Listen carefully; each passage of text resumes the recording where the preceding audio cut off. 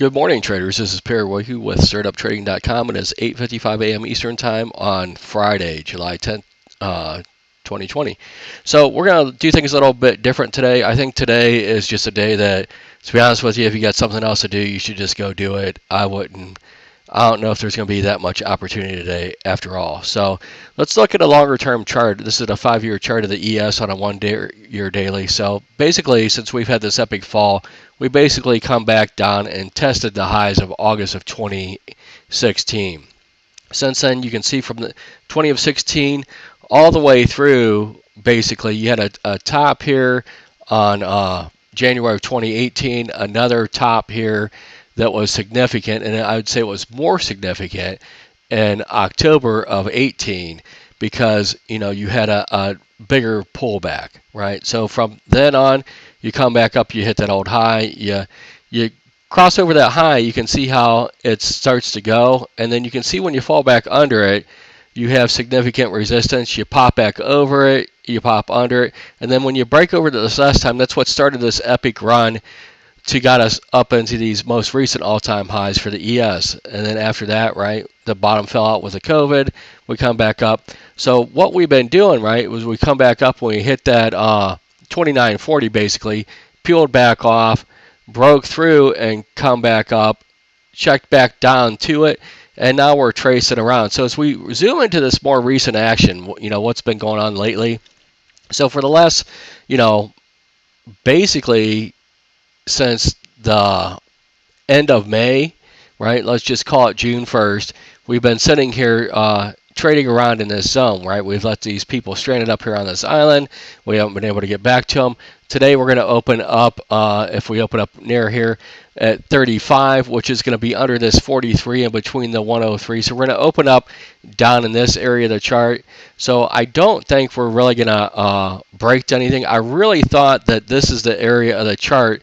Tuesday is when earnings starts before the bell with a bang. So I really thought that we would come down and we would open earnings season somewhere in this area of the chart, right just above 3,000, between 3,000 and 3,050. That doesn't look like it. We have 2 trading days and Sunday night gaps and all that. We could end up, down there, but we had a nice response off of that area yesterday, trade back up. We could obviously break down, but I wouldn't look for any significant breakdown today. I mean, you can watch it to see if it develops, but it could just be a little bit of fool me. Just one thing to keep in mind, since COVID started, I started tracking COVID right after the 1st of January, basically because of what was going on in China. Anytime there's been pessimistic news for COVID going into Friday, it's been a no bid in the Friday afternoon. So even if we rally up, right, if there's pessimism about COVID and they want to, put on hedges for the weekend, it's going to drive the S&P futures down in the last whatever, whether it's 90 minutes, 30 minutes, or 10 minutes, and you get a 25-point drop in 10 minutes. Anytime that there's been optimism, right, you fly up and really you end closing on the highs. So you end up either, with pessimism closing on the highs of the day, or optimism closing on the highs of the session for the bell, and then pessimism, you end up closing on the lows of the session. And sometimes, it prints an underwater close on there. So if the world doesn't end, which it hasn't yet, when that happens, Sunday night's usually a buy, and then it's the opposite, right? If there's too much pessimism or optimism, it goes back and forth.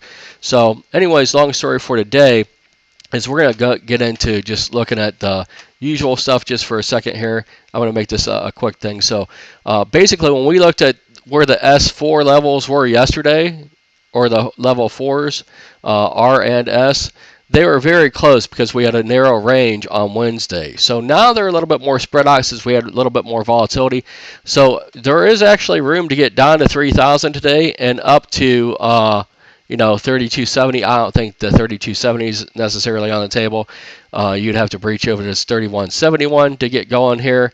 And then as we zoom into yesterday and look at what happened here, really we had that nice responsive buy off of this. This is an above or a below zone for today. So above 3115, I'm more bullish, looking for longs.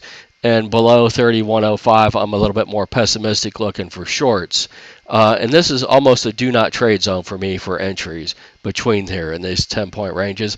So we are above it. We haven't got any traction. If we look at the value for all of the indexes, right, we're basically the low of the overnight session, under yesterday's low, right at value area low, the high part of the zone for the NASDAQ, and the overnight low for the ES just barely below value area low, and in that no trade zone, and then for the Dow below yesterday's low as well. Look at the overnight highs, value area high zone, value area high zone, value area high zone, in value because the Russell doesn't really have a zone today. So I think that we've just treaded water. Anytime that I see these indexes open up inside value and they really didn't get much out of it overnight, I mean, until it breaks out of value, I wouldn't look for anything but for it to stay inside of value. So I think the range is going to be small, and unless we get those breaks. You see 3 of these indexes go above value, you might have a go with trade to the upside for a little while. If you see 3 of them go below value very low, you might have a go with trade to the downside. And I'm going to leave it here for the weekend. I hope you guys have a great weekend. I'm not expecting too much out of the day. I'll probably just work on some other stuff today. I probably won't even trade. This is how, unless I see 3 of these getting above value very high or below value very low, I'm not going to really be too interested in today's action. You guys have a great weekend, and I'll talk to you on Monday.